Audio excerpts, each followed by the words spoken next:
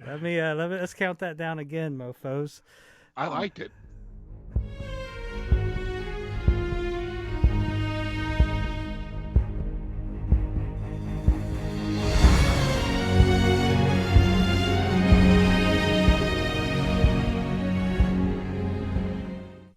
Hey, everybody. Welcome back to the Fans of Motion podcast, the only podcast that you didn't know you needed. And as I like to now add, the #1 Night Ranger podcast in the world, thanks to my two friends.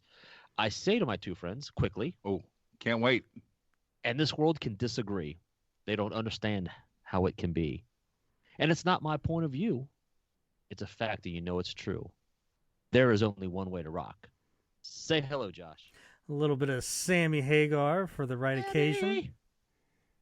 You know, suckers walk and money talks, but it can't touch my 3-like box. Yes, so a little Sammy, a little nod to this episode you're about to watch. We come back with part 4, am I correct, of David Lauser? Correct. This was recorded maybe about a month and a half ago, if that. I think we recorded right towards the end of January. So it's after the passing of Eddie Van Halen. And it's after the passing of Greg Eckler. So this, in this interview, we talk, some about the passing of each of them. He tells some great Eddie Van Halen stories about recording with Eddie on some of those Sammy solo album in '87. He's playing with Sammy at Live Aid in '85, or playing with Eddie Farm Aid in '85, and then great stories about going to the pizza shop after basically a day of recording with Eddie, and going to the pizza shop and getting pizza with Eddie Van Halen. So a lot of great Eddie Van Halen stories and tributes, and also, we go back to the early Night Ranger stories and talk about that. We talk about, there's Fitz talk with them forming Alliance in the 90s and recording some albums there with Fitz. And he talks about Fitz today. And he also talks about getting back with Sammy in the 90s. And we also get into a project he does now called December People. That's a very cool concept. So a lot of fun stuff with this episode with David. Yeah, I can't wait to watch it because I actually wasn't part of this one. It was you and Brent. Mm-hmm. Yep. Brent, you have any thoughts on that yourself? No, Dave's just such a great guy. It's so great hearing the stories that he tells us that, we could have never been a part of otherwise. When he was talking about Eddie Van Halen's studio and all the stuff that's in the studio, it just was blowing my mind, and the tracks that they would use to warm up with. Andy, you'll love hearing that. It's really cool. Yeah, I can't wait. I'm a fan. I have to listen to the Fans of Motion podcast just like everybody else, especially the ones I'm not part of. Yeah.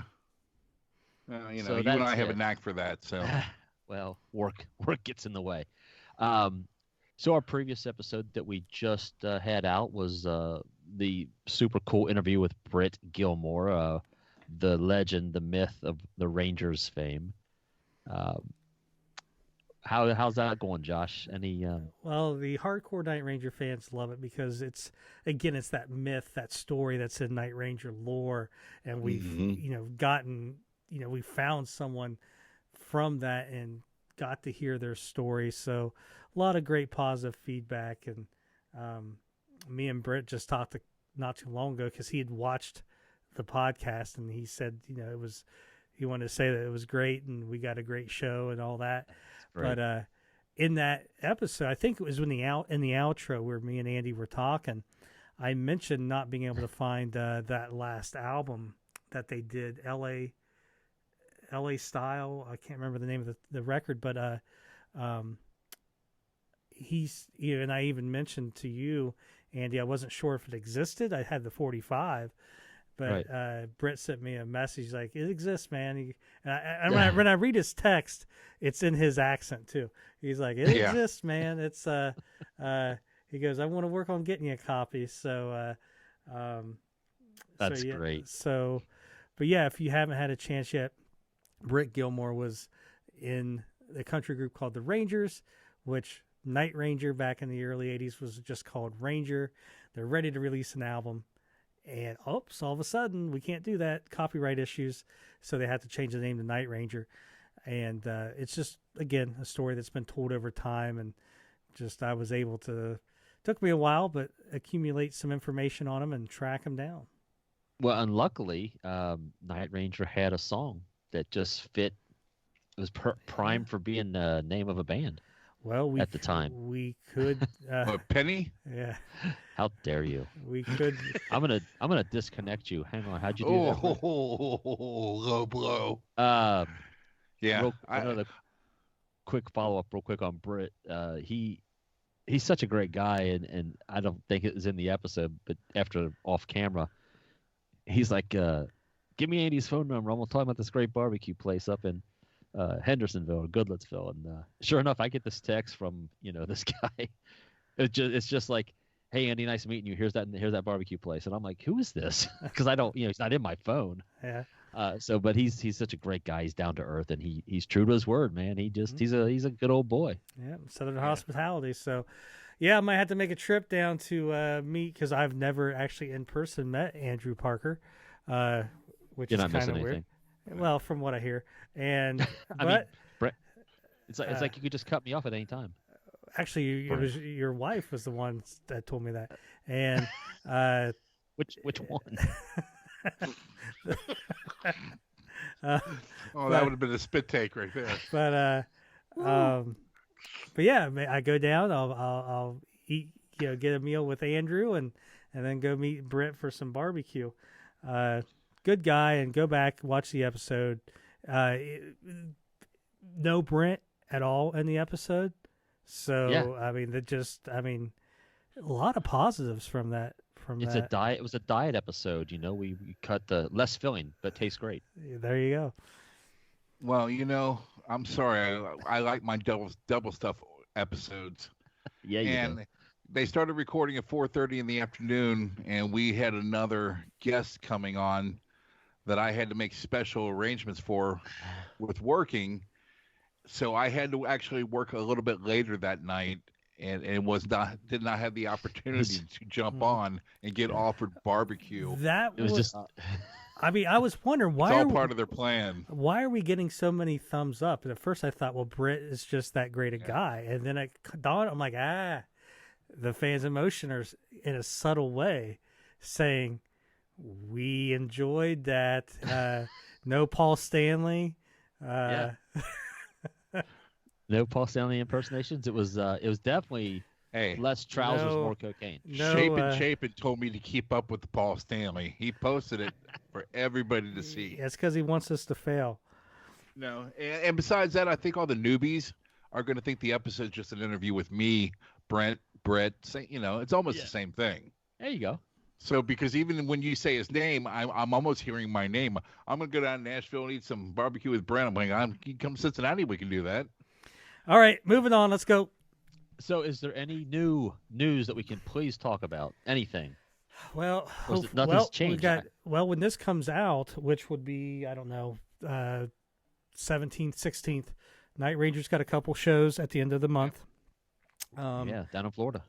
Yeah, so the question will be, where Brad wasn't at the last shows, will Brad be at these shows? And they're doing fine. If Brad's got to quarantine, the shows are still great, even though he's not there. But it'll be interesting to see if Brad's there, and I would think he would at this point. And not really much else. Night Ranger's putting the finishing touches on their album, and if you're wanting new music, you got the Joel Hoekstra record. That's great, by the way. That just came out last month, so. Hopefully the news will start picking up. But if you're in Florida, there's 2 dates at the end of the month. They should be on the website. Go check them out. Yeah, they are. Yeah, and I noticed the Midnight Madness colored vinyl has been popping back up on the page. People talking about it and not being able to get it. From what I understand, they're still coming. There are places that have it. I posted one place, Acoustic Sounds, that has it for a really reasonable price. So anybody looking for it, go to acousticsounds.com. The Dawn Patrol has been pretty much back in stock. about $27, which is about what it was originally. So it'll be in stock for a while, but it probably won't be for long. So if you can let's find get out there and buy them. Let's get these things sold out. Well, it's like I said, it's officially out of print. Yeah. They pressed 1,000, and that was it. It's over. So. Yeah.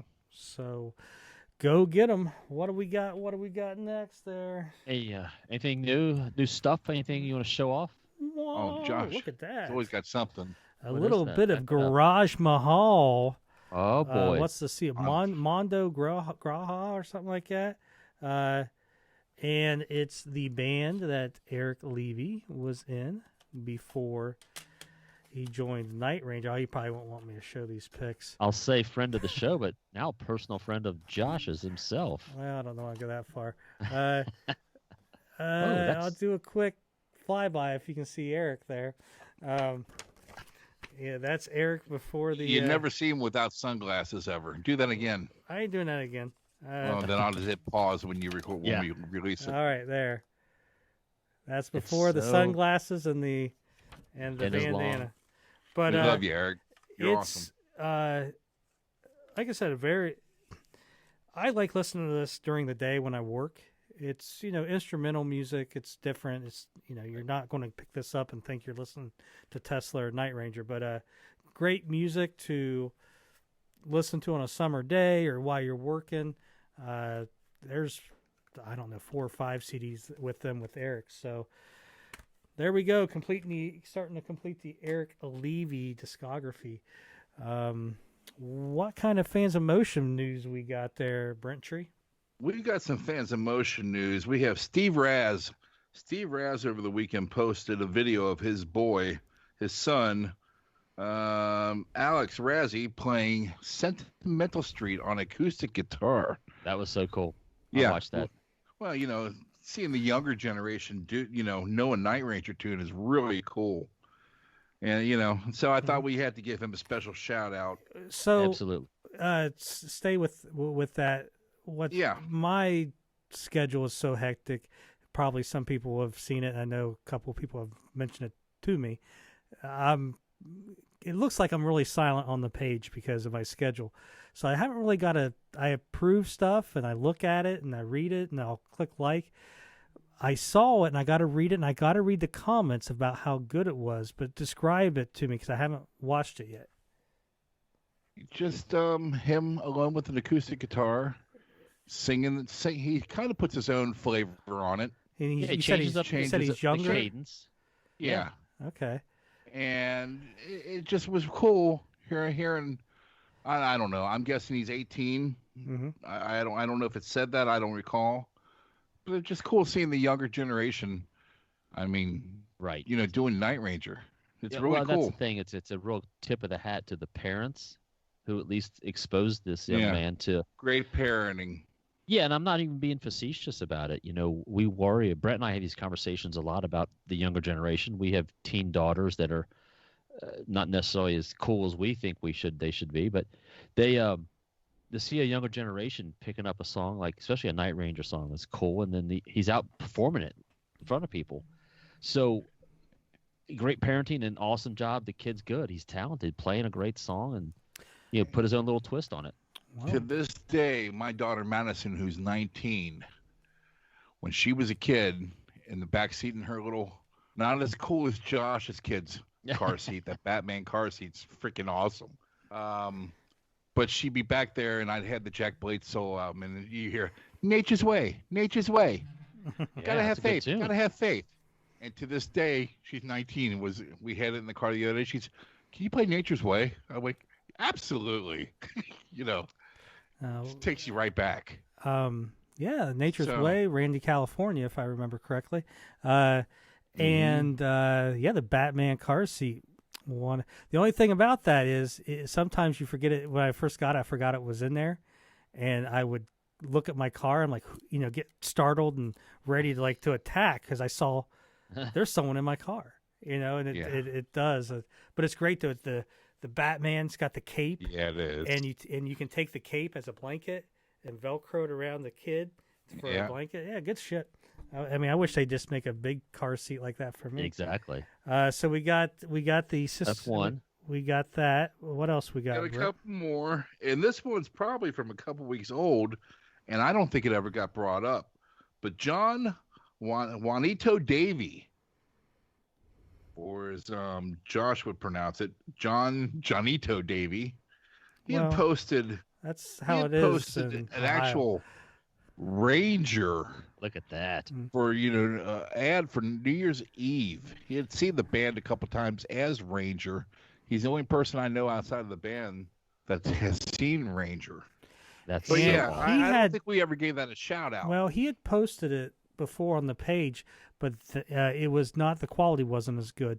So I can't remember if he owns that or I don't know where the story came from. I thought maybe one of the clubs or something out there still has that on display. So I could be wrong. I guess we'll have to, John, if you're listening, you'll have to clarify that. But that quality of what he posted, it was a better. That's why I think he reposted, because it was a better quality picture than what he originally posted. But yeah, I mean, you got Fitz there looking like the man, and young looking Jeff Watson, and then Jack Blade still with the glasses. So. Jack, yeah. Very the most Rubicon notable thing there is that the hair is super short. That bass is probably huge, as tall as Jack is. That's before he got into his cool Rickenbacker basses and his Hamer basses. He didn't have a Rickenbacker. Yeah, he plays them ones that look like it's not Rickenbacker. What's the name I'm thinking of? Anyway. Hamer? Steinberger? Yeah, there's one. Anyway, it doesn't matter.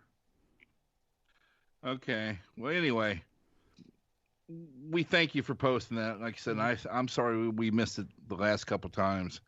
And I got a couple people looking to take my job, actually.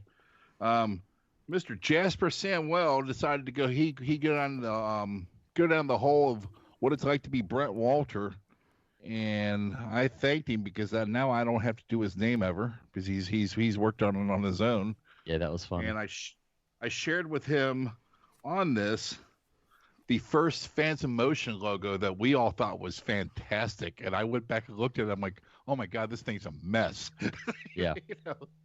It wasn't that. My daughter came down. She goes, what is that? I'm like, that's the first one I did.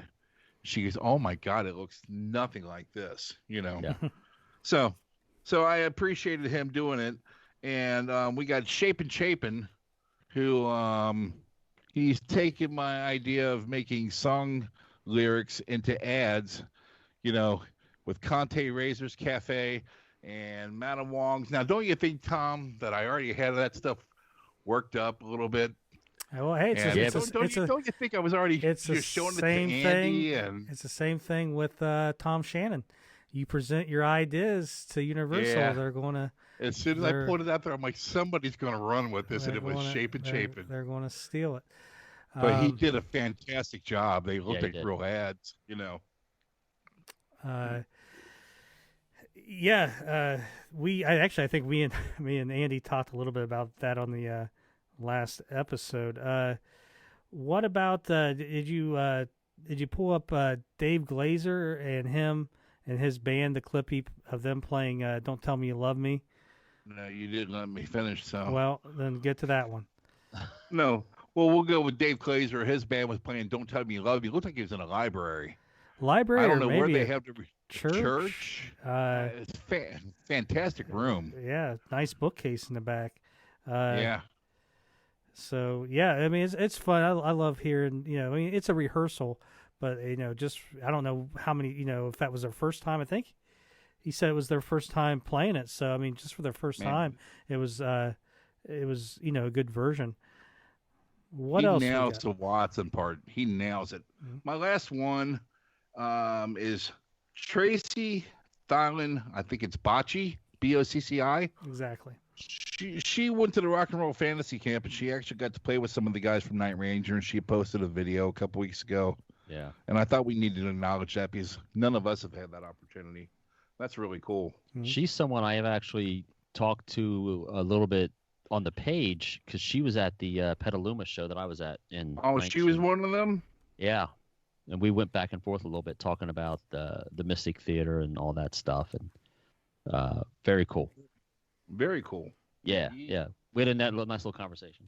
So, Fans of Motion, thank you for keeping the page active. We've had, gosh, I posted last night about 150 new people. I'd say now we're probably up to 200 in the past week. It seems like it's one after another just popping up. So yeah, the word's getting out there. It's great. And go click the invite button and invite all your friends and relatives and grandma. Jeff Watson shared this. It was kind of neat. I love hearing stories. So that's the either the Europe or the Japanese. I think it's the Europe. Yeah, it is the Europe. It's the German 45 cover for "Don't Tell Me You Love Me." And Jeff, started, writing about it. He said, "The pants, shirt, and shoes were stolen along with my entire suitcase from behind my car at the studio as I ran back inside to find my keys." So just, a little interesting thing. I like when I hear stories like that. Yeah. So, but yeah, the Fans of Motion page, what we're talking about is the Facebook page where this podcast is based off of. Go to Facebook. Just if you're not a member, just go to the search Night Ranger Fans of Motion, click join. As long as you're an upstanding citizen, we will accept you and welcome you into the Night Ranger world. And listen to the podcast because we'll have prizes that are only available if you listen to the podcast. We will also have prizes only available if you listen, or if you're on the page. I don't have them right near me. I thought I did, but we had Tom Chapin won the Tristan Avakian CD, which Tristan Avakian played some dates in 2010 to 2012 with the Night Ranger. A great CD, by the way. I always praise that disc. And last week we had the guitar pick, the Tommy Thayer Kiss guitar pick for the Tom Shannon episode, and Chris Lyons, who does actually a Kiss podcast that you guys have an upcoming episode on, he won that. So this week with David Lauser, I am going to, if you have to click subscribe to the YouTube page and leave a comment about something about the podcast, the David Lauser episode. I'll give it a few days. It just depends on when we record. Something we didn't talk about in this opening. Well, you just post whatever you want, what you enjoyed. But you got to post it on the YouTube page, and you just got to post it by the time I draw the winner. I don't know when that will be, but just just do it. Yeah. Here is the circle, which is Sammy Hagar, Michael Anthony, Jason Bonham, and Vic Johnson. And it is Sammy Hagar. Nice. So there's that. I'm going to enter. Comment. And here is the other one. So there'll be two prizes for this. This is a 45 for Sammy Hagar. Two Sides of Love, red vinyl. Ooh. Signed. What? By Bro David Lauser 21. Wow. So you sent that over? I said twins. I told him to send me something to give away, and that's what I got. So it looks like a white label promo too. Am I correct on that? No, it's just the regular Geffen. Okay. What's the B side? Burning Down the City. Yeah, it is. So there you go. If you want your David Bro Lauser autographed red vinyl, Sammy Hagar guitar pick, subscribe and leave a comment, and we will on a future episode do a drawing. And everyone we talked to, I bought a guitar pick collection for a very good price. That's where stuff like this comes from.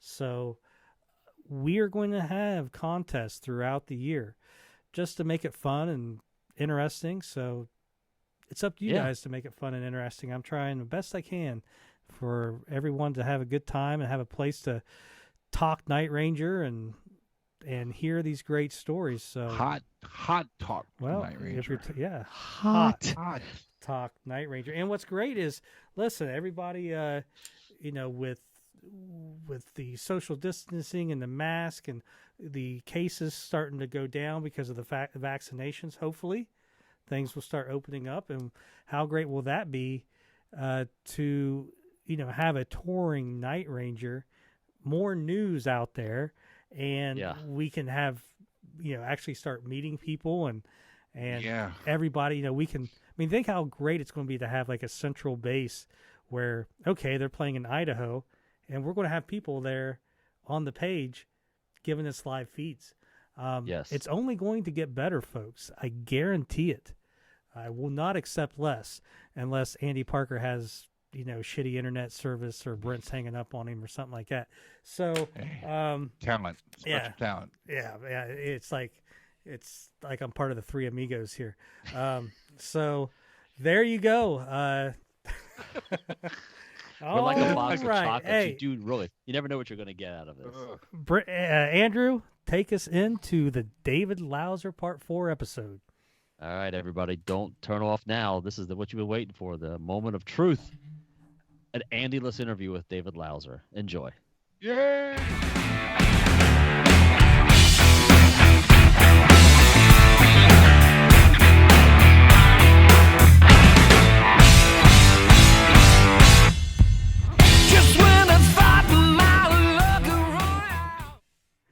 Hey, welcome to another episode of Fans in Motion, and we basically have our fourth host with us. He's been with us so many times.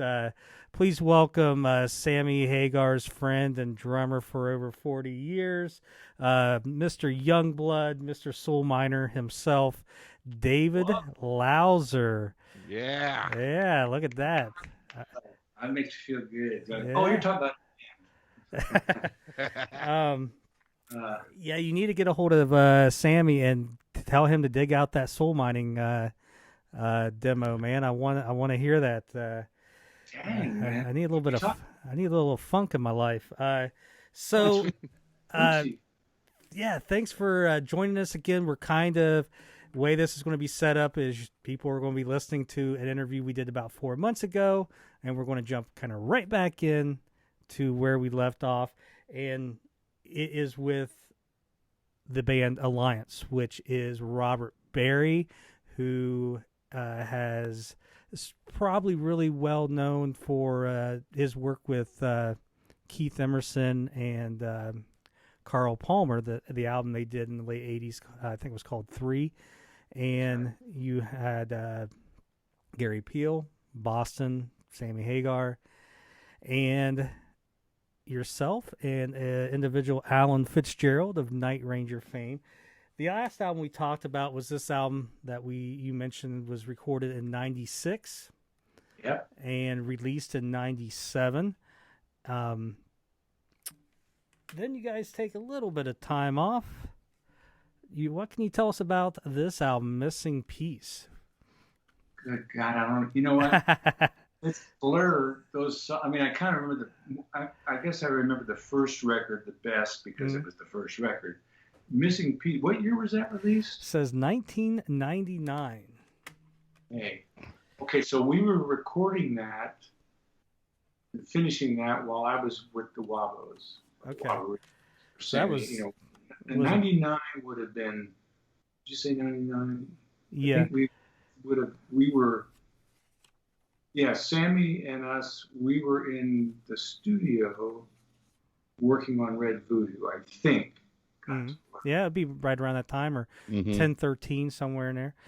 You guys do cover a song off of the Marching to Mars album.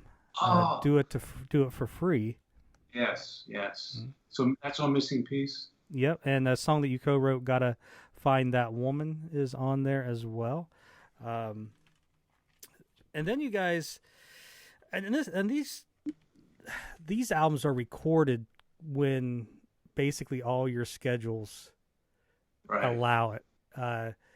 because the next time that we hear from Alliance, and I think it's more like maybe of a kind of a greatest hits, is this album here. And it's got a lot of the songs off of all those albums. But what's great about that, as the CD flies out, is in there, and I wish I had known this before we interviewed you the first time, it has the family tree of all your bands that you were in. So it lists Mobile Home with you and Sammy Hagar and Big Bang with Larry Reed and Phil Kelly. The Justice Brothers, Ready Teddy, that we talked about in some of those interviews. So, all that information you were giving me, if I would have just remembered that was in there, I could have went along with it.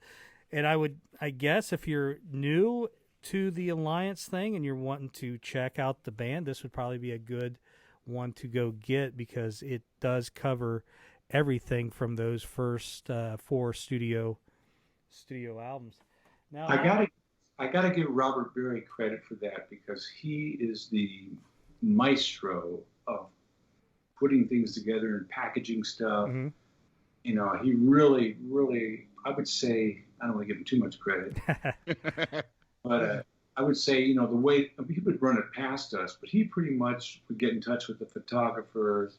He would get in touch with the album design, all that stuff. And he has the recording studio, and he does that a lot anyway with his clients. Mm-hmm. So he's got the machinery in place. A lot of times, like that record you held up with the stuff, I think I was given a copy out of, you know, whatever, kindness or just being cool, but I don't think I even looked at it. Yeah. He's like so busy. And like I'm seeing that family tree, I got to go find that record someplace. Then the next record, the studio record you guys did, was this one, Road to Heaven?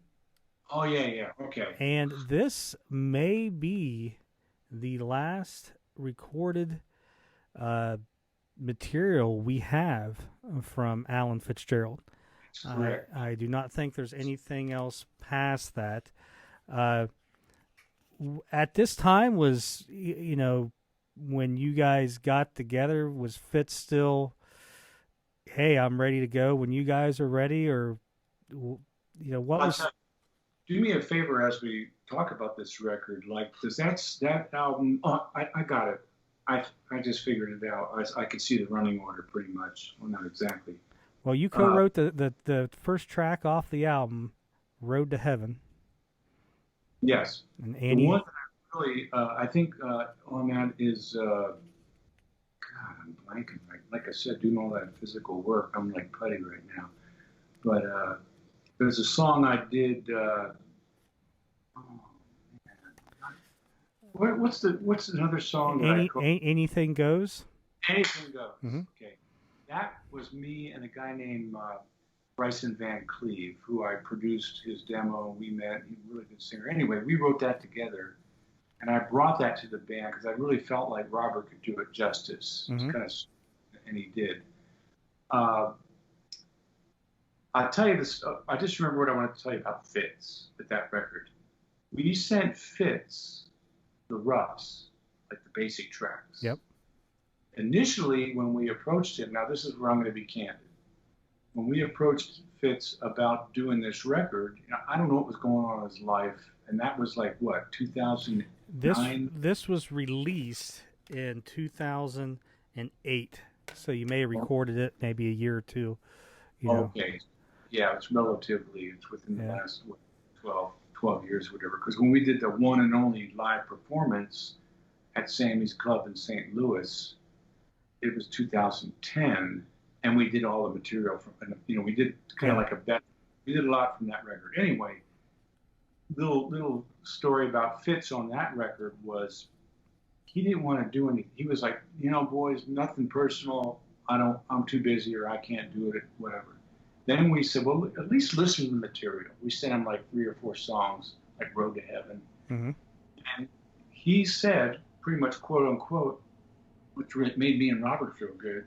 He said, wow, this stuff is really good. I think I want to do it. So that's cool. We almost auditioned Fitz, or he auditioned us for that record. There you go. And I mean, he looks if you look on the record, I mean, he looks good. There's one of my favorite pictures of Fitz is inside the him at a big grand piano. Oh yeah. So I mean, he's. I guess what I'm getting at is when we get to the next record, which definitely took some time. This came out last year. Right. This is the first Alliance record without Fitz, and that's kind of like, well, Fitz didn't join you guys for this one. What happened between Road to Heaven and the Fire and Grace record? And Fire and Grace came out in 2019, did it? Correct. Yeah, okay. Oh, so much happened. Well, I was pretty busy with Sammy up until almost 15. Mm-hmm. But in 2014, my wife had cancer. I was dealing with that. Mm-hmm. I was still gigging and working. Actually did a pretty big tour. It wasn't like we weren't out for a long time, but I think Gary, for sure, was on the road with Boston. But that record really was a combination of stuff that Robert and I and Gary had like sent each other tunes via online or on the telephone or just, pretty much online computer download the rough track, and then I'd come up with the drum part, and then I'd fly up to Bay Area. Well, I was still living there, but like when I moved down, and I'd go and record to what Gary and Robert had put down, stuff like that. Mm-hmm. That the last record we did, Fire and Grace, was done. That was an accumulation of songs over a 10-year period. Some of that stuff, like Time, Good Life, I wrote that with Robert in 2000. I want to say 10. Maybe 2009, because I just moved to a new place in Marin, and I had a studio, and I started thinking, man, this is the good life, whatever.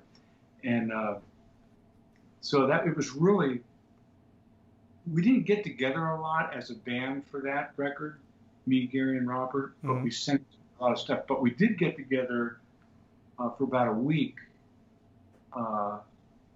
Well, we were together to actually mix it and do all the overdubs. But as far as writing it and creating it, I think it was pretty much only one time we were together. The rest of it was just back and forth.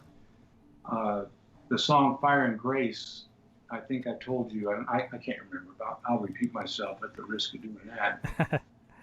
Gary and I, he had the groove or the chords, and we literally jammed, just eyesight in the studio. Like I'd break and do a lick. If he'd screw up, like I pretty much was just having fun doing whatever I wanted, seeing if I could throw them. Mm-hmm. They liked the way that felt so much that he went in and fixed his parts to things that I did. Like, let's say I go da da da da da da da da, and the next time I went da da da da da da, just to like laugh, like he'll never get it right. Yeah. And he's laughing, but he's got such a good groove. Anyway. So there were a couple songs that were literal jams. That's always neat when a band gets together and improvises and then turns it into a song, rather than everything's painstakingly kind of homogenized. And like here I have this song idea and I put a drum machine to it, and here do something with it. So I will say that record was pretty representative of the band. Mm-hmm. Well, then you had your standout track, The Real Thing, which is one of my favorite tracks on the record, and it kind of became a little bit of an unofficial Fans in Motion podcast song, because we would use it like in the credits at the end. I would always use the chorus. I'd alternate it every other week with a different song, but don't sue me. All right. Do I get for that or anything? You're going to have to talk to my attorney. You're going to talk to Andy. Yeah, Andy's. I got to tell you, that's. I don't write a lot of music by myself. I come up with ideas. Robert is brilliant. Gary is like just inspired. He's throwing something. He always comes up with great stuff. But and I'm not just saying it to be nice, But Robert is very lyrical. this is the first time in my life, as an adult, I should say, I actually wrote the whole thing, like lyrics, parts. I showed them what to play. I had whatever. I mean, they played it, but it's not really that complex. It was in my head. But the lyrics really, this is kind of, maybe this is too personal, but I just met this woman who, after my wife passed away, I didn't think anything was on the horizon. I know, you know how that is. Yeah. And I don't know if you've ever even delved into the dating thing on the internet, Match.com or whatever. You guys are probably happily married or divorced or whatever. But I did it for like a week, and I was like, fuck, this is depressing. Delete, you know, because you get on there and go, hi. I actually tried it. I thought, I got to get out, you know. But anyway, I went to a high school reunion out of the blue, and I met this chick that was a few years younger than me, but she went too. Anyway, fast forward, that whole song was inspired by meeting somebody that I call the real thing. So I'm really proud. It's really fun. It really came fast. No pun intended. Well, just when you thought your luck had run out, fate had its way with you. Yeah, man. It's kind of a dirty song in a way, but it's subtle. You know, I like it. So, was Fitz, when you guys were putting this album together, was Fitz just not interested? Was it something you guys decided not to reach out to him with? I mean, what was the reason for Fitz's absence on this last record? Well, I tell you what, Robert has pressed me. Robert is one of the nicest whip crackers that I know. You know, like he's a taskmaster, but he does it with a sweet political. He's really a good ambassador to get things done. And he kept saying, David, he doesn't call me bro. David, you got to get a hold of Fitz. We got at least one song. And I got okay.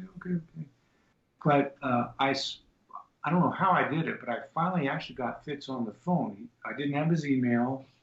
I think I might have called up Sammy's secretary because they had done some business about some recording or whatever. And I got his new phone number or whatever. Anyway, I got on the phone with him. Excuse me. And I feel bad saying it, but it's the truth. And he told me, he said, bro, I don't even have a piano. I don't even have an instrument in my house. I'm like, what? Because I'm basically, he's pretty much told me he was done with it, done with playing. It kind of broke my heart. I go, well, man, we'd sure like you to, you know, be involved in like maybe one song. Can I send you some stuff? And he was pretty adamant that he was sweet about it. He wasn't being a prick, but he's basically saying, no, man. He had some personal stuff going on. I think his dad just passed away. I wanted the personal stuff. I mean, he's okay. Yeah. Just in his orbit, he had some personal shit. And he just basically, I mean, when I get off the phone, I go to Robert. I go, Robert, that was a bummer phone call. You know, my man is like pretty much hanging up his guns, you know? So I don't know that that's forever, but he's telling me I have a computer in my house. That's it. I don't have any instruments. And here's a guy that can play pretty much anything, you know. Well, they always joked about, you know, during the 80s, if they were out partying, Fitz was back in his room tinkering with his keyboards, you know, and so what is next for Alliance? Do you guys have anything on the horizon? Excuse me. Well, I'll tell you what, Robert wants to, there he goes again. He's like pushing that, you know, whipping the horses. Excuse me. Here in California, it's January. It's like 84 degrees outside. So I'm like, I don't want to have hay fever in January. Beautiful. Yeah. I kind of want some winter, you know? Yeah. It's snowing here right now. It's snowing here too. So tell us more about this 84 degrees. Yeah. Cleveland or Cincinnati? Cincinnati for me. And I'm basically a little bit south of Columbus. Oh, okay. So you're central, you're south. I got you. Yeah. I know the state. PIA. What was your question? Oh, What your plans, the next step for Alliance? okay. So Robert is like going, man, if we could just do this, you, me, and Gary, back and forth on the internet, or sending through email. So we have one song so far called "Face of Justice." Don't let anyone steal that. I need an NDA from this guy.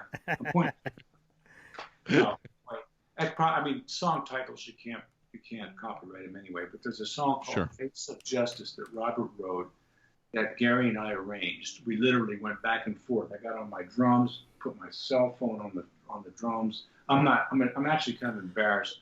I'm not set up to record. I should have through my computers in GarageBand. I should have all my shit's up north at Sam's place, but that's my excuse. Mm-hmm. This is his house. But anyway, I literally put my iPhone on my floor tom and put the headphones on and played my drum parts, not to record on the record, but to send to Gary. I sent it to Gary, and then he would take my drum parts and put them in a drum machine. God, my drum machine stuff's in storage. Again, I'm a little embarrassed, but whatever. And we went back and forth, and we arranged Robert's song per Robert. He says, "Can you guys do something with this? Come up with put some Gary in there, put some Bro in there, whatever, or David." Mm-hmm. And we did. It came out really good. So we actually have one song finished. God knows when we're going to get together and record this, but... you got to stop planting trees. What's that? So you got to stop planting trees and get at it. Oh, yeah. Well, well, it's not just that, like with the whole thing and everything else. California is like almost shut down. Mm-hmm. But, the main thing is we have to come out with material. And all of us have been kind of, everybody's got their own little things going on or whatever. And I have a song idea. Gary sent us some rough ideas. So, yeah, there is, I will say, I don't know when, but there is a new Alliance album on the horizon. Well, and hopefully you guys reach out to Fitz again and see if I will, if he changes his mind, and hopefully get him on a track or two. Fitz, what's up? What do you mean, fuck you? What? No. Love you, bro. But yeah, if you like I said, the latest album from Alliance is this one here, The Fire and Grace, which I'll put the picture up. And then if you guys are wanting to get a good overview, The Destination Unknown's at 2 discs. That's the one with that family tree in the booklet. So tell us a little bit about December People, which is kind of like an offshoot of Alliance, but a totally different. You can stop right there. Totally different. Here's the deal. It is an offshoot because it's me, Gary, and Robert. I'll tell you another, story about that at the beginning of it. Robert and Gary. Well, I guess for people that don't know about it, basically there's a guy named Mike Varney who's a producer. You heard of him, whatever. Yeah. He actually, when Night Ranger was first forming, when they were Ranger, did some gigs with Varney's band. I used to go see both bands play. They would do different gigs, nightclubs, whatever. Anyway, Varney has he's retired now, I think, but he pretty much has a production company. And he went to Robert, because Robert can pretty much do anything. He can put together a record by himself. And he said, look, I have an idea for a rock Christmas record that's like kind of, what can I say, not copying, but sort of like posing as all these famous rock bands that you identified doing Christmas songs. So that's how it started out. It started out just as a project Robert was hired to do. No band, just, we want you to put this together. We know you can do it. And he did. He came up with all these pretty cool twists on a Christmas song, like I said, like ZZ Top doing Santa Claus is coming to town. They're not. Yeah, I saw that video. I believe it was a video. And it starts out with, Lagrange.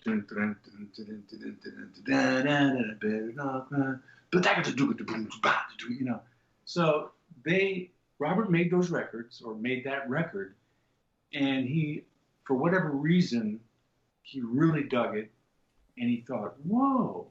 Now, what's that? What is it? Siberian Orchestra? Trans-Siberian Orchestra.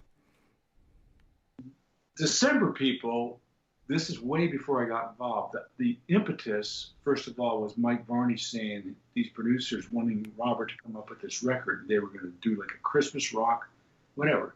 He got paid. He had no footprint on it except that he did it and got paid. Robert, after doing it, confided in me, I think this is a great idea. And a live band could really, kind of like Trans-Siberian, but only doing rock and be more fun, not so serious. Yeah. Kind of like he used to say, we would do all the B markets that Trans-Siberian wouldn't do. Mm-hmm. Like we'd play theaters while they did Dodger Stadium, whatever. So this is, so he pitched this to me. I'm going to be really honest. He pitched this to me for like 3 years, maybe longer. They were together a long time. And they had the drummer from, don't tell me, Y&T. Leonard Hayes? No. Phil Vanderhue or something like that. Yeah, I can't remember exactly, but I think his first name's Phil, I think, right? Whatever. Yeah, Mike? Mike Van. All right, there. Drummer. He plays with Dave Meniketti and the boys. Yeah. Robert got him. This guy's like, he's really a schooled musician. He reads, puts up the charts, whatever. I guess he's like, Steve Smith from Journey was tutoring him. Mm-hmm. We're night and day different, except that we play drums. Anyway, the band, the same December People band was, but with Mike for years, like, I don't know how many years, let's say 4 years, 5 years. Excuse me. Robert was playing me the stuff, showing me stuff, and I'll be honest with you, I go, Robert, this is kind of cheesy. I go, dude. Now, I was really busy with Sammy. Yeah. No way in my spare time I wanted to do a bunch of Christmas rock parodies almost, and the learning curve is a bitch. Fast forward, Mike gets a tour. Now, what they do is their season is short. Basically, it's November up until Christmas. There's maybe like a 2-month period to book. Mm-hmm. And usually it's not around Thanksgiving. It can't be. It's got to be before or after. And it's not after Christmas. As whatever you get. Yeah. Sure. So there's from a business standpoint, I can't believe I'm talking about this now, but it's interesting. Agents and stuff are hard pressed to book you. They got to do it way in advance, And they've had some great gigs. We played couple really cool venues. Some I won't talk about. Anyway, Mike, out of the blue, they have all these bookings for like 8 months in advance, and Y&T is going to do a tour of Europe in November, of all places. Usually you tour Europe in the summer. Yeah. For whatever reason, schedules conflicted. And Robert called me up. I'll never forget, my wife was in the middle of fighting this cancer, and we were in the car. He sent me a CD. He said, would you just consider this? I'll pay you 3 times as much as I pay the other guys. Don't print that. No, they knew, Gary. He said, I'll pay you. We're only making this much, but I'll pay you this. And it wasn't just about the money, but he knew I was going to have to come in really quick, and my wife was sick. And and this was 2000, I think it was 2014 or 15. Oh, God, it's a blur. It's 2014. Yeah. So anyway, I said, okay, look, just send me the freaking CD. Let me listen to it, and I'll give you a decision. Because he was scrambling. and he was pissed off at Mike because Mike wasn't supposed to have an understudy. You know what I mean? Like Yeah, like a sub. Yep. in Broadway. Yeah. I don't know what the trip was, but so Robert, and he said this, he goes, if you learn this, you're doing all the gigs. It's not fair for him to, whatever. Yeah. It's like that. It got a little weird, I think, I don't really know Mike, but I understand he paid some dues with December people, and all of a sudden they were just, of course, he pulled the rug too. I don't know. Yeah. You make your own judgment. But the bottom line is I'm driving home from the Bay Area with my wife to our place in Palm Desert. She had some business up there. I forget why. Maybe we did a concert for her or something. It's, that whole thing. And I'm listening to the first song that comes on is White Christmas, done like Billy Idol. I'm green, like Billy. Hey, like, wow. And I go, fuck, this is pretty good, and Liza's like, David, this is pretty cool. And then she said to me, she turns to me, this is a woman with brain cancer, she goes, don't use me as an excuse not to do this. This would be good for you. It's, so I kind of, in my mind, I formulated what it would involve. And it was only like 5 gigs within a 2-week period or 3-week period. She could come with me. We knew people up there. We could, they put us in a hotel. I forget, but we made it work. And I looked at her and went, oh, shit. So in my condo in Palm Desert, I won't go into why I was there, but we sold everything and moved because it was the cancer thing. The Obamacare hadn't kicked in. We were like basically paying through the nose for her to get medicine. But so we kind of, thank God we had this vacation home that was paid for. So I'm talking about setting up a practice drum set. I soundproof the heck out of it. And once in a while, the neighbors would say, do you play drums? Sounds pretty good. And I go, oh man, I'll never do it at night or whatever. But it was like being a kid again, I put the headphones on, I made charts, and I'll kid you not, because I'm not a quick reader like Mike. I spent probably 3, close to 4 weeks learning their 2-hour show. And I'm talking about Rush. I'm not a Neil Peart guy. Mm. And they have like 5 songs melded together into one Rush medley, right? They got Tom Sawyer, this other stuff. I don't even know the names.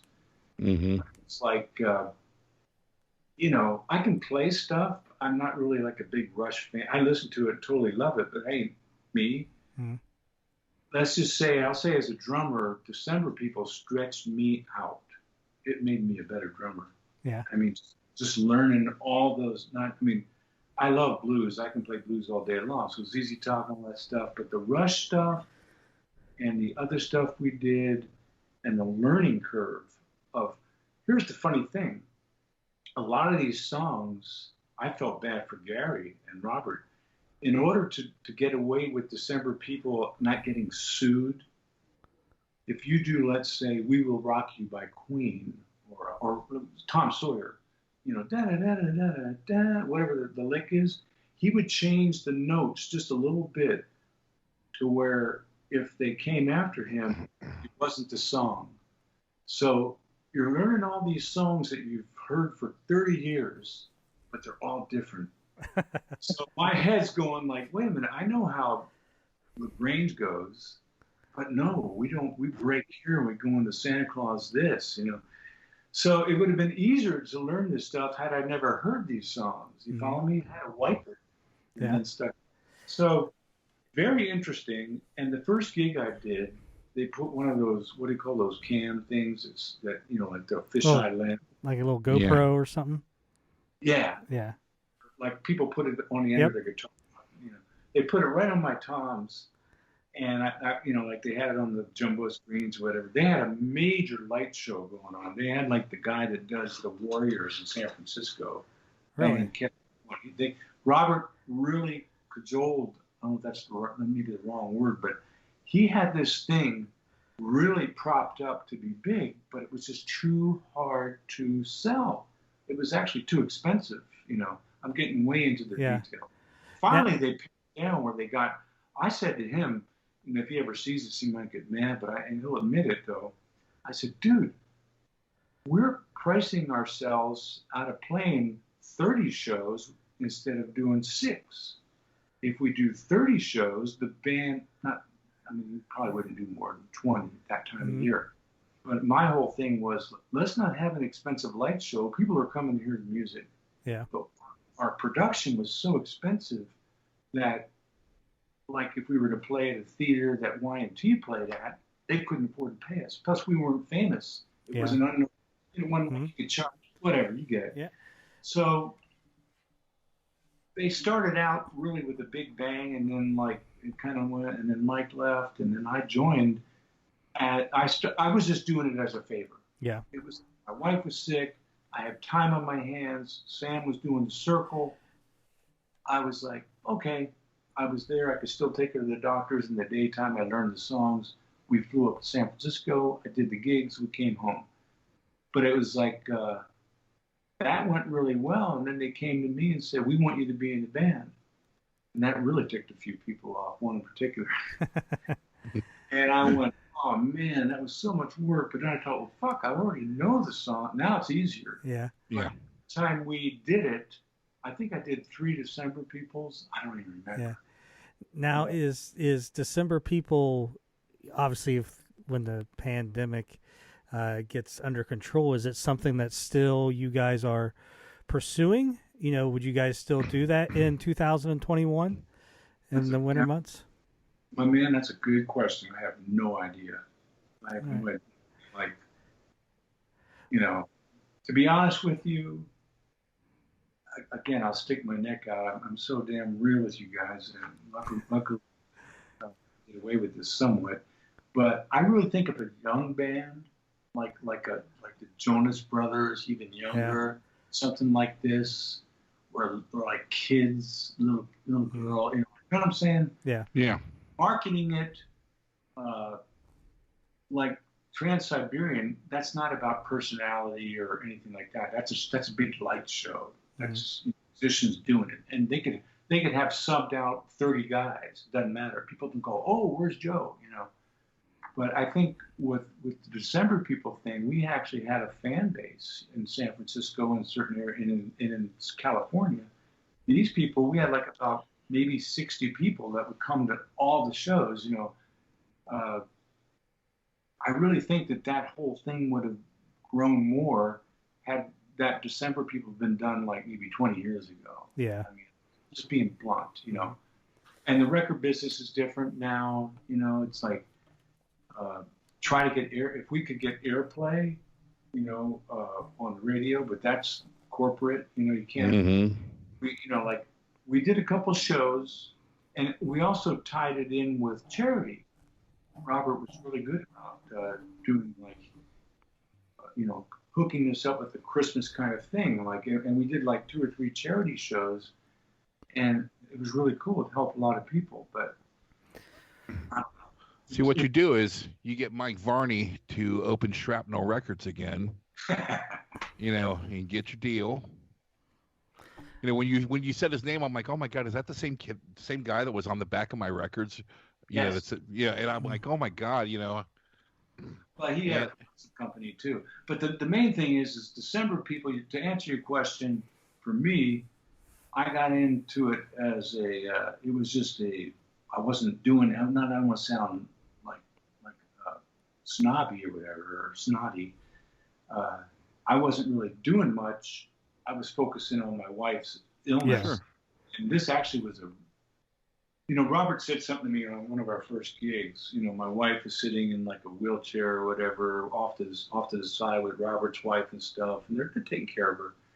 And he said, boy, Dave, you know, as soon as you get on the drum set, it's like everything else is forgotten and you're like doing it. And that's what it felt like. It was like a respite, you know. But the band itself, great band. I mean, the arrangements, everybody in the band, it really gave me a run for I'll say it again. That was the hardest gig I've ever done in my life, ever, hands down. Well, and I'll post a link to a couple December People songs on YouTube. It's really interesting, and obviously fans of this musical genre will enjoy it. You know, it's Christmas songs put to Journey music, or different, Van Halen. stuff like that. I saw the Van Halen one. Well, I got to say one real quick thing. Now, like I said, Robert was hounding me for maybe 3 or 4 years. Like, no, you don't get it. This could be really cool. No, it's not as goofy as you think. I know it sounds goofy, but it's good. When you see the audience, and I got to admit, when we did that first show, I got goosebumps right now. The freaking crowd was like on their feet. They really was like, and it was a family show. There were like kids, I mean, young teenage parents, a lot of people like, baby boomers that love that music. So, but the second year, I thought, okay, I'm putting it down. I'm kind of saying this and that. If I'm going to be involved with this, I'm going to try to get my 2 cents in. What do they say? If you don't have a solution, shut up, right? So you don't complain. So I said, we got to get like matching outfits. I got us wearing like the candy cane stuff. So we look kind of like a band, like the Beatles. Mm-hmm. Yeah. It's more Christmas. And then I actually, a friend of mine, I think Steve Gatlin, God, I'm embarrassed, I forgot his name. He did a video for me to present on Channel 2 News for my wife. He's a videographer. Well, he videoed our concert for Liza to get FDA approval, right? Sammy played there, and I told you about that. Yep. Mm-hmm. I asked him if he would help me, give me a break on doing a December People video. So we did Hot for Teacher. What's the song that we do for that? God, I'm trying to remember. I think it's Santa's Coming to Town, or no, Jingle Bells, of all songs. And I started out on the drums doing like Hot for Teacher, whatever, So we did a video for that, and we tried to get a David Lee Roth lookalike, a guy that actually fronts a David Lee Roth copy band, tribute band rather. Mm-hmm. He didn't quite have the bod of the young David Lee, but we did that video thinking that we could like juice up the agents to get us more gigs. And I don't know if it pissed people off or what. I thought it was kind of cool, So, wait a minute. That was for December People, Mm-hmm. Yeah. Maybe you've seen it. It's I'll have to. I think it's listed as a 2016 promo video. I'm gonna have to take a look at it and post it. It's funny. Anyway, I guess what I'm trying to say is once Robert got me into the fold, I thought to myself, well, okay, I'm sort of saying this is goofy, or we needed to like young it up a little bit, do something to get it on the map. And Gary and Robert were all for it, like, right on, cool, Dave Med.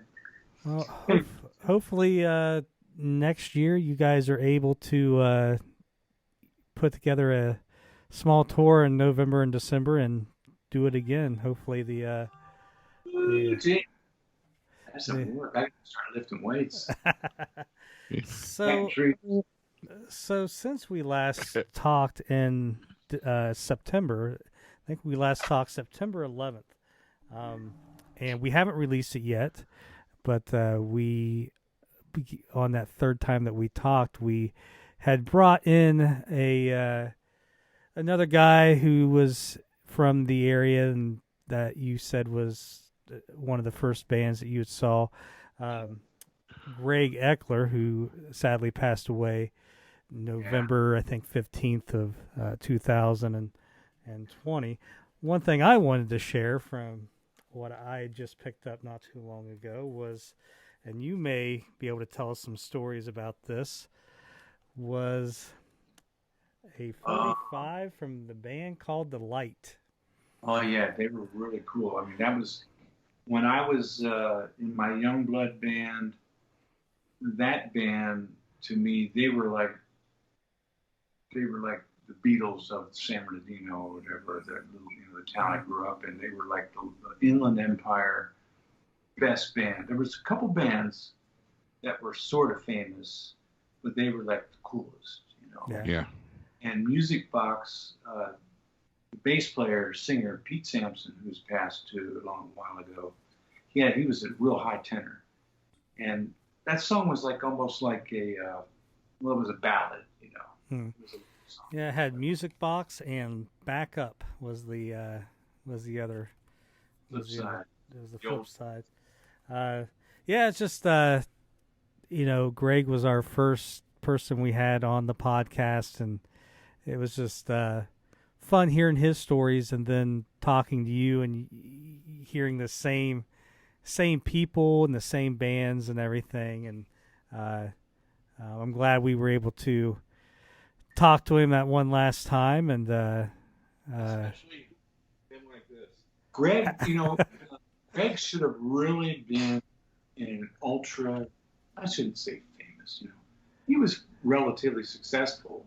Rubicon was kind of successful. Yeah. They didn't have hit records or anything. But when the Light was together, that was like the late 60s. Mm-hmm. And, had they had a hit, like a national hit, it would have been something, they would have been really formidable. Yeah. Well, even on those Rubicon albums, I bet he sang close to 50% of those tracks.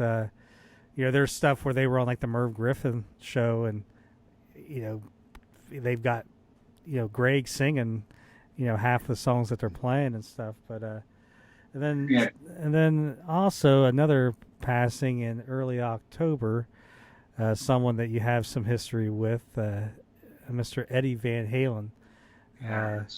I think that hit, just as me and, obviously Brent and the majority of the people out there, none of us had met him, but he played such an important part of our lives, just being the soundtrack. I almost met him.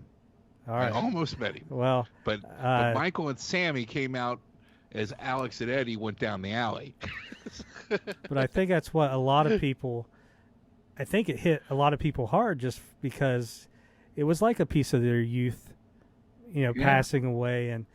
And I, there was a lot of great stuff that was written, and, of course, I'm wanting to write something, and I just basically put it as, when you break it all down to the foundation, Van Halen music just made you feel good. There was nothing ever negative with it. You got a couple, any good Eddie Van Halen stories out there, David? I got too many. I mean, we're gonna, honestly, not to jump on Eddie's cape,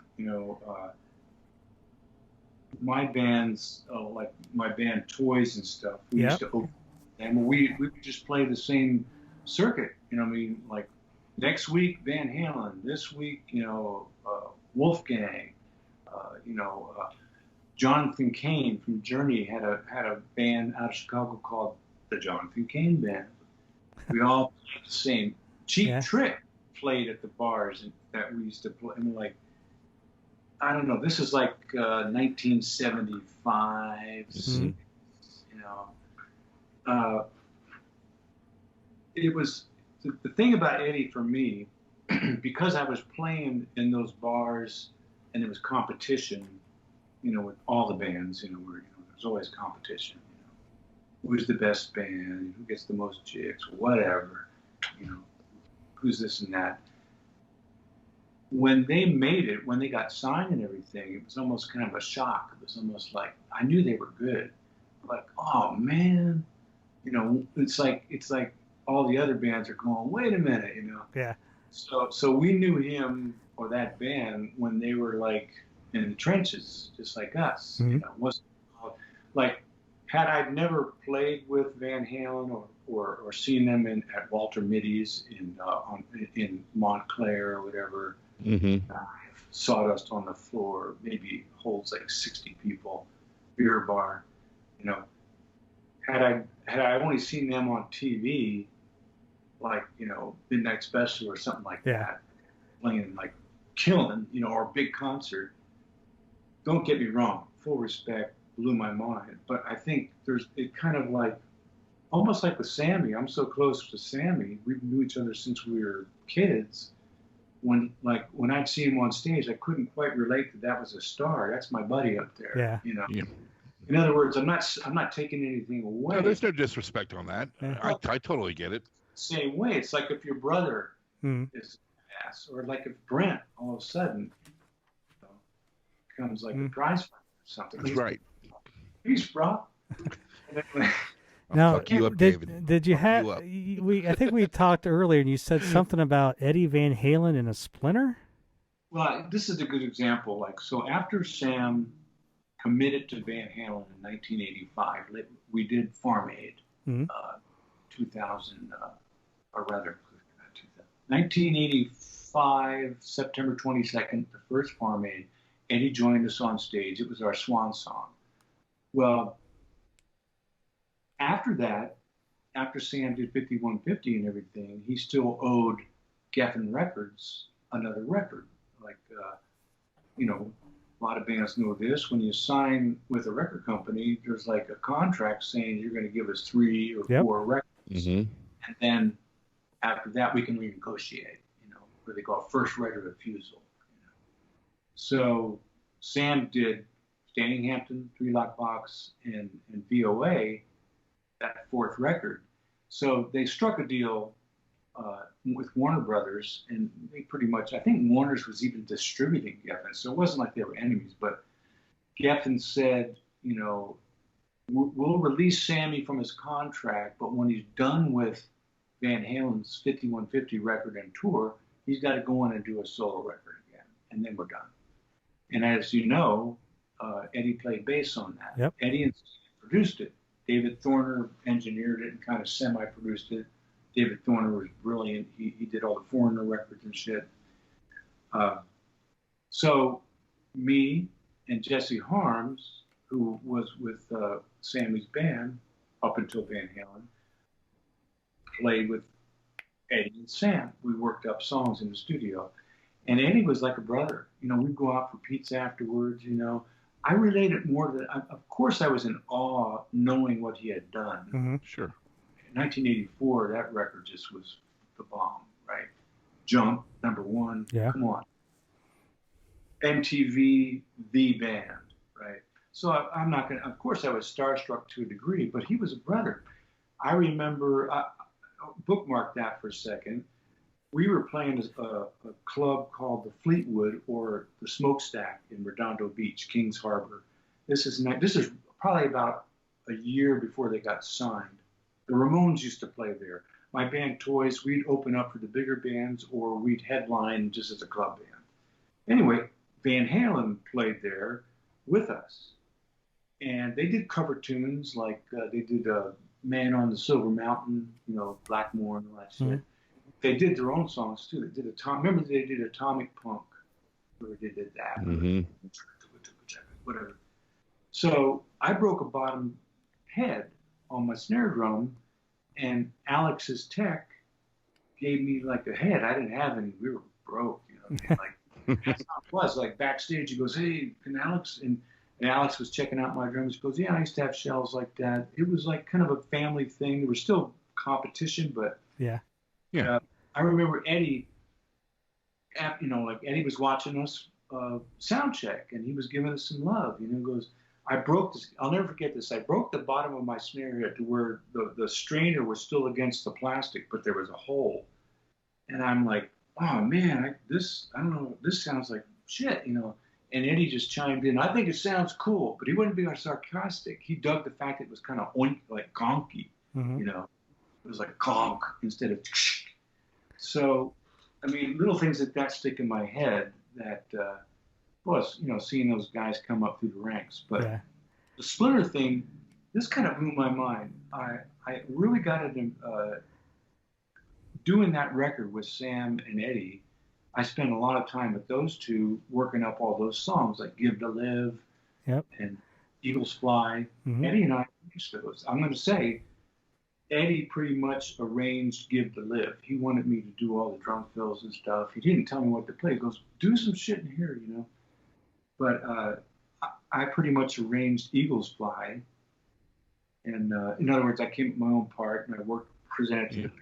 I said, well, let's do this verse like this, whatever. Let's break here. He was really not on any kind of ego trip. He was a brother. He was like it was like you were back in the clubs with another musician, and he didn't pick up his guitar. He just played bass. So it was kind of like an equalizer. We would jam shuffles and stuff, and I'd play as fast as I could, and he'd be like, my brother Alex Van Halen, he plays a pretty good shuffle. He was like kind of like, make sure you have some respect for me. You know what I mean? Yeah. It's kind of, so we're playing. We're in the playback area in Sammy's basement studio, and I don't know what Eddie did. He picked up a chair or something, and he got a splinter in his finger. He's like, "Fuck!" And it's like his playing finger, his left hand. Yeah. And he's like, "I can't." And I said, "Let me look at that. I'm a pretty good field dresser. So I go, I got something. I squeezed it and I got it out. He was so relieved. He kissed my hand, literally, like it was like some European shit because they're European. Yeah. No homophobia or whatever. He's like, "Thank you, bro." Yeah. I was like, "Dang, this guy's down to earth." He was really down to earth and humble. Not about, believe me, he knew he was a badass, but he really, I saw like the little kid, Yeah. And I'm a little kid. Sam's a real big little kid, So we had some good laughs. I had a ball doing that record. Of course, the pressure was on because here's Sammy Hagar and Eddie Van Halen. I get to play drums. Everybody's going, "Why the fuck are you playing drums?" My Yeah. Sure. But it was a lot of fun. But Eddie was really cool. And I'll say another thing. I remember we went to 5150. We were recording at A&M, like where Michael Jackson and all that. And we did the record, and we track, and then we get like a tape, and he was driving some beefed up Ford Bronco with giant tires. It's louder than shit. The tires, the treads are too big on those. And I think it was his brother-in-law's. It was Valerie Bertinelli's brother or something. But he put the tape in of Eagles Fly of us recording, and we're driving down Sunset. He's like cranking, going, "Take this, motherfuckers!" He's funny. But we went to 5150, and he wanted to hear it on his speakers. And I'll never forget this. Those guys had like their template bands that they liked this drum sound to. You know what he puts up? He put up Dave Clark Five's All the Pieces on his speakers, louder than shit. And it sounded awesome. And he goes, "Me and Alex really dig this drum sound. And the way the band's produced, the low-end bass." Mm-hmm. And I just tripped me out. But he was putting a Dave Clark Five song on, to test out, like, okay, this check out my system. All the pieces, Yeah. I'm like, my hair's going back, Very down to earth. Too bad the addiction. Yeah. I'll say one thing: that the cancer, the mouth cancer, and all that. I'm sure. I'm imagining, as much as I know, I've survived cancer. People in my family, my wife, and my mom, and my wife now worked in the cancer department. Having that cigarette in your mouth all the time, But like when we rehearse, he constantly had a cigarette in the headstock of his guitar. Sam went and bought this like smokeless ashtray. Both of us are like, "Oh man, not another cigarette," So Eddie would just light it, either have it in his mouth hanging, or he'd stick it on the guitar, and he wouldn't even smoke it. It would just be burnt the whole time. It'd be like bad incense, But I feel like probably the cigarette in the mouth or something because he had throat cancer. That's what he pretty much took him down. He fought the second time it took him down. I really felt, like a lot of people, I felt like we lost somebody way too soon. Well, it's you have these like just thinking of you and Eddie going to the pizza shop, cruising around in a Ford Bronco, you going to 5150. Those are experiences that, just me thinking about them brings a smile, and like, damn, I would have give anything just to go get pizza with Eddie Van Halen or cruise around in his Ford Broncos. So it's good that you got those stories and that you shared them with us. And yeah, it's just yeah. Let me tell you something real quick before we run out of time or whatever. But when we went to 5150, it was daytime. We were done with the session early for whatever reason, and it was up. I guess people know where that is or whatever, but it's in L.A., Coldwater Canyon area, and we pull into through the gates and all that. I'll never forget this. I got a big kick out of it because I'm a few years older than Eddie. I don't know how many. Me and Alex are, I think, the same age. But I get out of the car, and Valerie comes out to say, "Hey, Ed, supper in 2 hours or whatever." She goes, "Who's this kid you got with me?" And Eddie goes, "Fuck that. He's older than me." I mean, you know what I mean? Yeah. Yeah. It was like I really felt like I was in good company. Well, it's just the music, just being involved in music and everything. You're not sitting back and going, "Ooh, this guy's a star." You just want to do your part. Yeah. Try to come up with something good. And it's great that you got that, you guys on stage together in '85 and the record together. I mean, not only do you have the personal experiences, but you actually have, the experience of being able to perform with him. You have the experience of recording with them, and then you even have, like when you were at Toys and they were starting out. I mean, you kind of got to see the whole, arc of not only of the band Van Halen, but the guy himself. I got to tell you one other thing for musicians listening to this, or drummers or whatever. When we did that record, I Never Said Goodbye, or is it up there? I begged Sammy for me to be able to use a click track. So I bought myself a really good drum machine. I forget, it was state of the art, like a Lin or something. And I programmed all the songs that we were going to record. We actually rehearsed the shit. We knew when we got in the studio, we knew what we were going to do. Some things changed, but we really prepared. Those are the days when a band would rehearse before they got in the studio. Yeah. Sure, Van Halen, they had their own studio, just like Robert Berry. So they wrote stuff and jammed whatever. We didn't do that. I mean, we jammed in Sam's basement and came up with the arrangements. But I kind of had to pull teeth. Eddie was like, he wasn't going for it. He goes, "Bro," he goes, "I like the stuff to push and pull. If it's, and I go, I said, "Trust me on this, please. I know when I can, it'll feel good." And the reason why I did that, well, the pressure was on me. Now this is really sticking my neck. I go, these guys produce this. I'm used to having like real producers. Now I'm not saying like Eddie's not talented or saying, but I was afraid. I've seen it happen where, I won't mention names, but on other records, I've seen people that were in charge think a take that was acceptable. You know what I mean? Mm-hmm. So I knew if I was playing to a click track, my shit would be tight. Yeah. And if there were mistakes made, it would be easy to punch in and stuff. Yeah. Right? So I remember we did that whole record. The only song that wasn't done to a click, I believe, was when the hammer falls. Okay. Hammer falls, whatever. But anyway, that's the first time, to my knowledge, except for like when Eddie did with other, like did the Michael Jackson stuff. But Van Halen, they didn't play with the click track. Mm-hmm. It was good too. I mean, I don't know if you and Sammy talked about it and all, but it was good for us fans to hear that Sammy and him had reconnected prior to his passing. That was kind of, good to hear that. At least there was a little bit of closure there. And life's too short, Yeah. It really is. I mean, Did you guys see that interview with what's his name? The big interview. Dan Rather? Dan Rather? The one that Sammy did, I think, in 2016.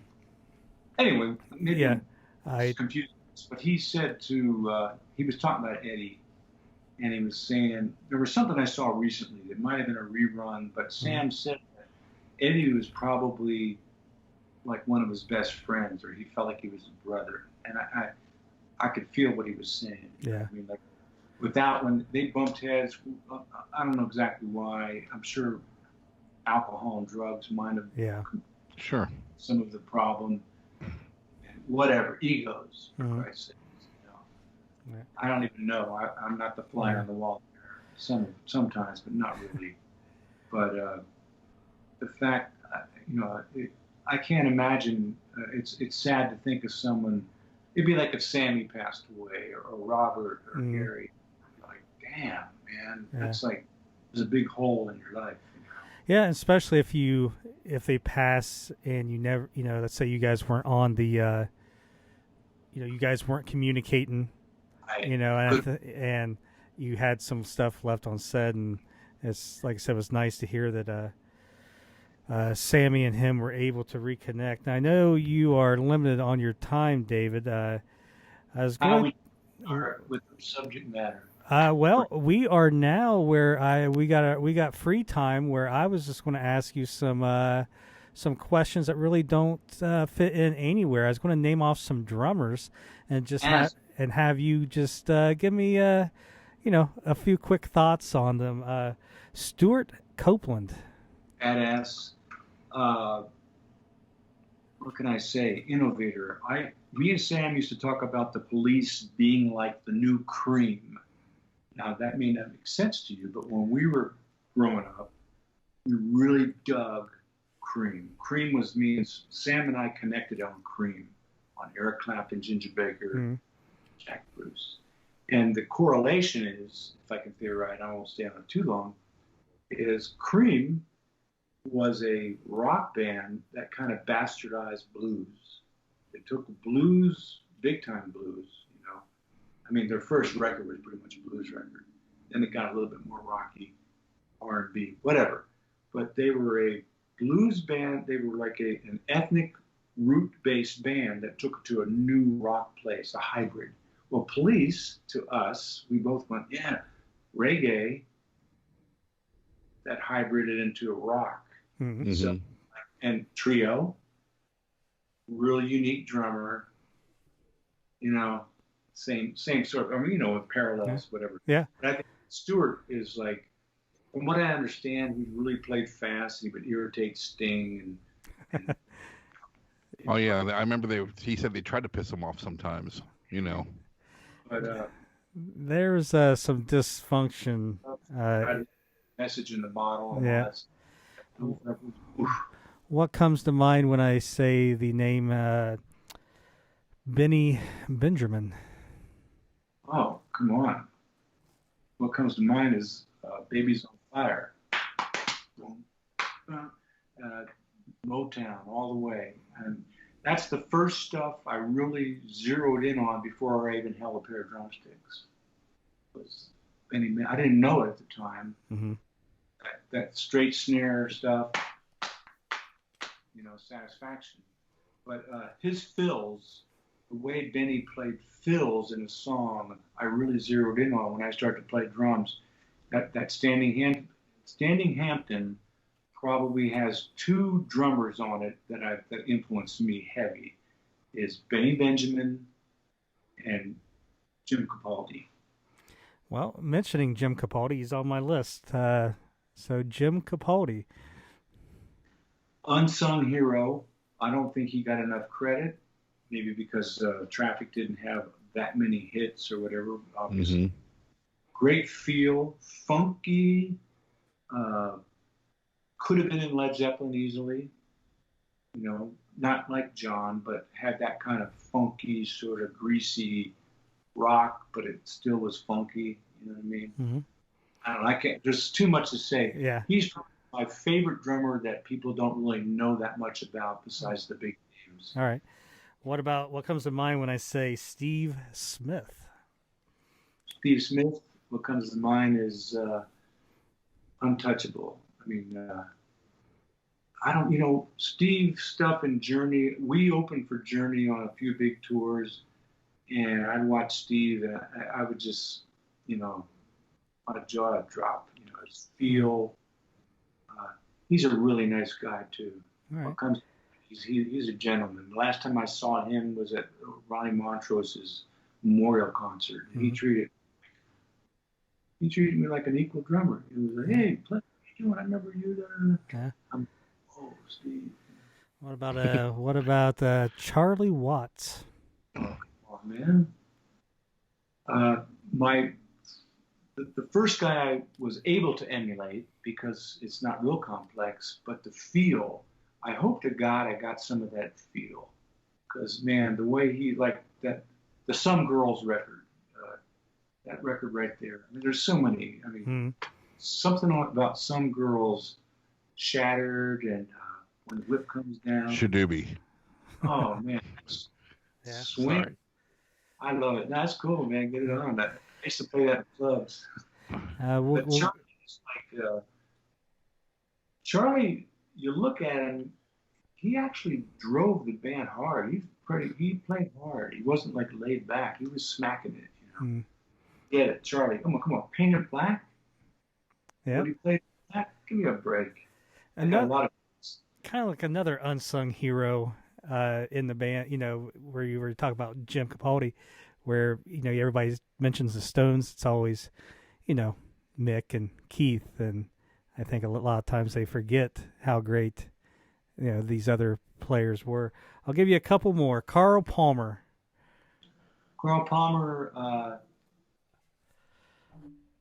To me, he was the rock and roll Buddy Rich. Solo. I mean, I'm going to be blunt, you know, Carl's groove and his style wasn't my cup of tea, but what a technician and a showman, you know what I mean? Like, it's not,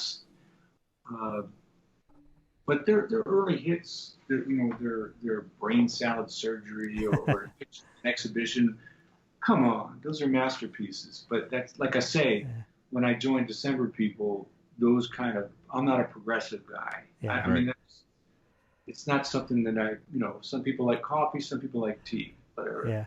But Carl, come on. He's the rock and roll Buddy Rich, I think.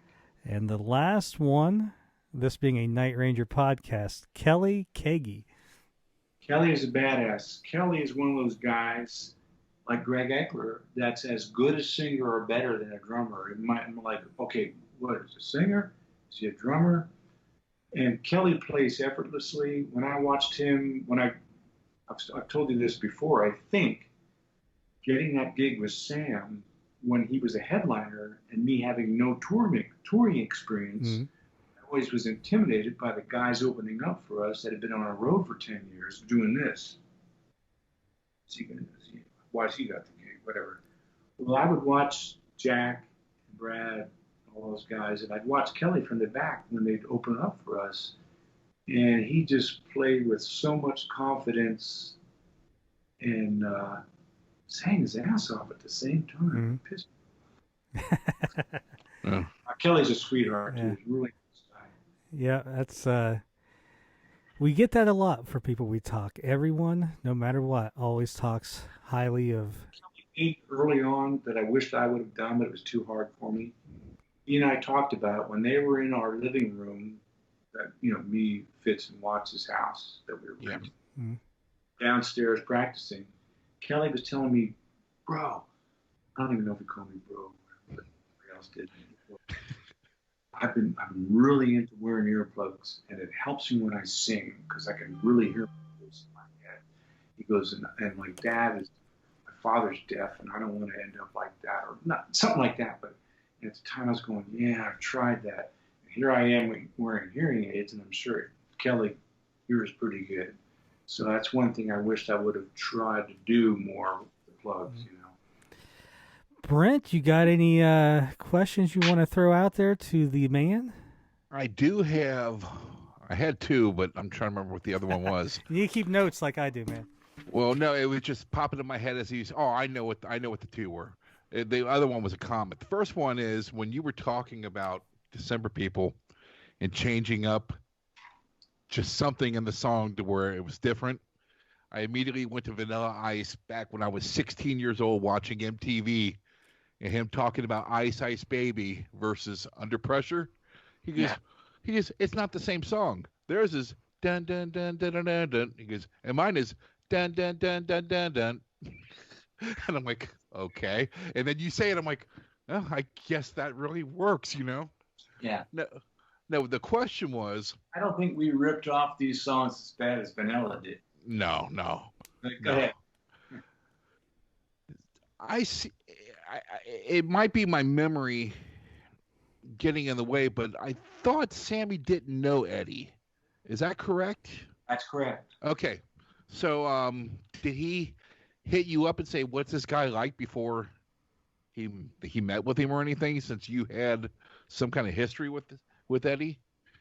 I didn't hang out with Eddie. I just knew the band. Well, no, you had a history, but you had some history. You had some knowledge that Sammy didn't have. You know. You know what? It was kind of the reverse. Sam was like coming into rehearsal saying, "Well, I'm not going to lie to you guys. I got together with Van Halen." And he didn't say that, but he pretty much. Yeah. I'm checking it out. He felt his initial thing. Now maybe he was just saying it to make us feel good. But he felt like they were way too partied out and crazy, that it wouldn't. He recognized the talent, and he thought Eddie was a really cool player. But he wasn't really. Sam's really organized, and he was already a platinum performing artist. We'd just come off a tour, so he was big time on his own. So he was like, do I want to give up my 100% solo artist and split it 4 ways with these people? I mean, that's what he's a business.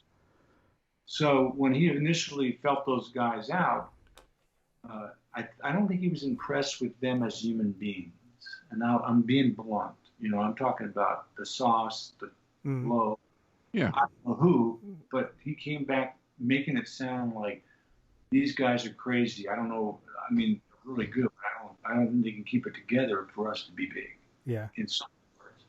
Then time went on, and they started making music, and he started playing me demos, and I could see he was excited, and he, you know, and Eddie. At that period, not Eddie, but Alex had gotten into, after the first record, I think, after 5150, he got sober. You know, he was really, Alex, I think, was kind of like in trouble, 5150 record tour. You know, I think he would admit that he was drinking a lot, you know, getting to the point where it was dangerous, you know. So that's what Sam was seeing. And Sam had a father that died as a Skid Row bum alcoholic. So there's a trigger, right? Fuck, do I want to be in a band with people like this? You know? Yeah. So.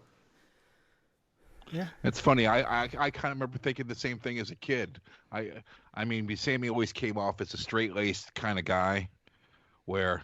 Straight-laced. Yeah, everything they had. Jack Daniel. I mean, hell, Michael Anthony even had a bass that was Jack Daniels, you know. No. When I joined Sammy, one thing that was like kind of cool was like a lot of bands that I was coming up in, there was a lot of drugs. And he was like, first thing he said to me, he said, "Bro, not even if the crew gets high, they're not doing it around me, they'll get fired." You know what I mean? So I was like feeling safe because I wanted to be clean. I didn't want to do drugs. I didn't want. Now we drank wine. And you know, whatever, we didn't get drunk, but we enjoyed alcohol. But it wasn't like we weren't, you know. Yeah. That one. So the clock is ticking. We got 5 minutes, man. All right. Well, go ahead, Brett. I just want to say, when he was naming off the drummers and you were talking about them, you're every bit of the drummer as those guys are to me. You know, I grew up on your stuff, so I mean, you taught me.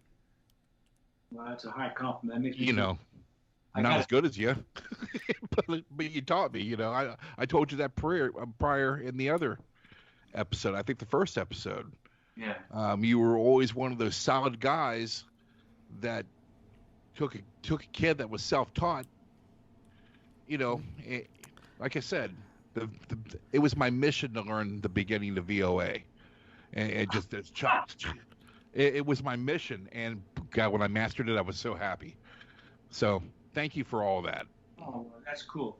I'll tell you, with the COVID thing and like basically gigging being stopped, Bill Church, you know, bass player Sammy Hagar, he always had he was a really smart guy, bordering on flippant.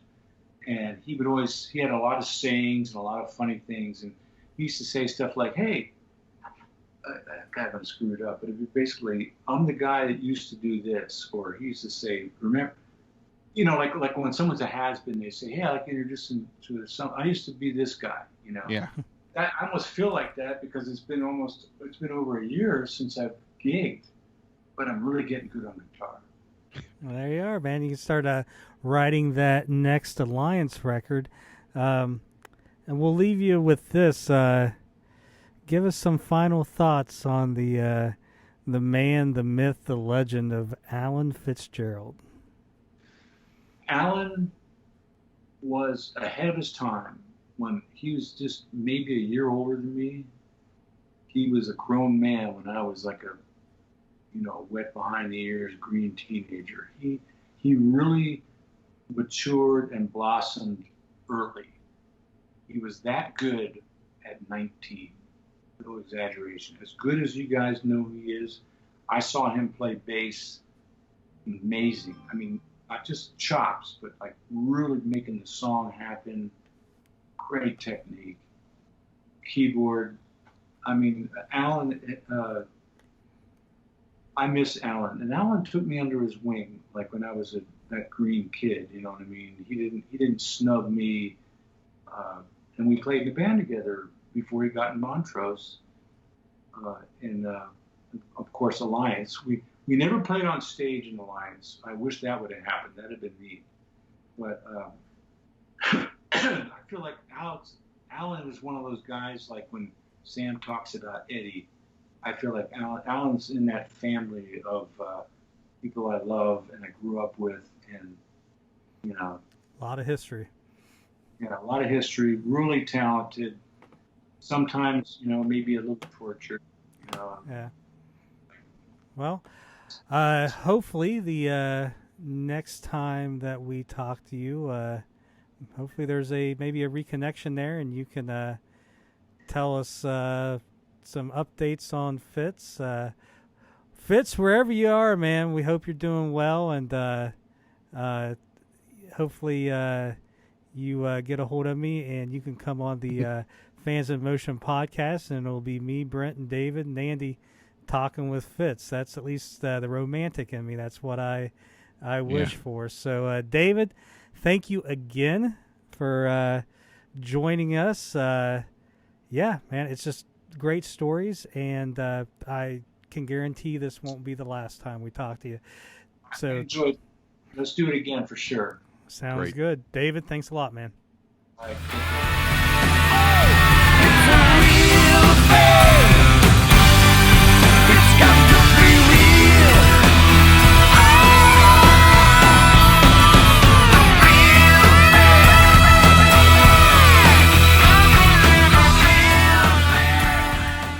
All right, there it is. Another great interview with David Lauser. I wasn't there, but what a great show. As always, Brent and Josh pulled it off without me. How, I don't know. We don't either.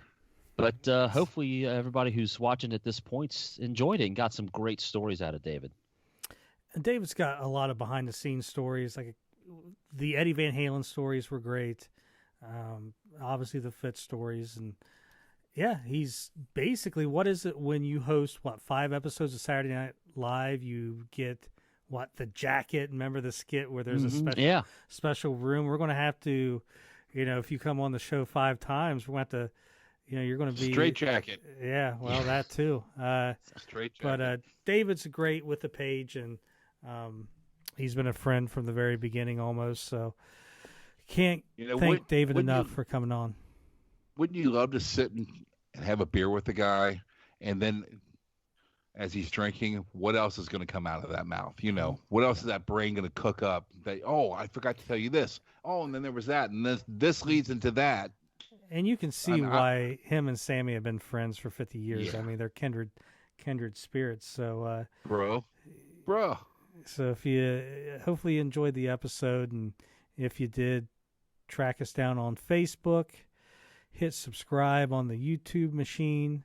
We are on the internet with the fansofmotion.com, where you can get on there and get us on Spotify and all those other platforms. So, yeah, keep supporting us, and we got some great things coming up in 2021.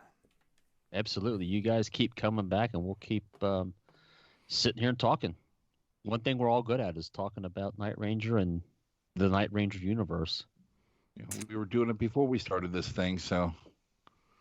Yeah, so everyone, thanks for listening, and we will talk to you all next week.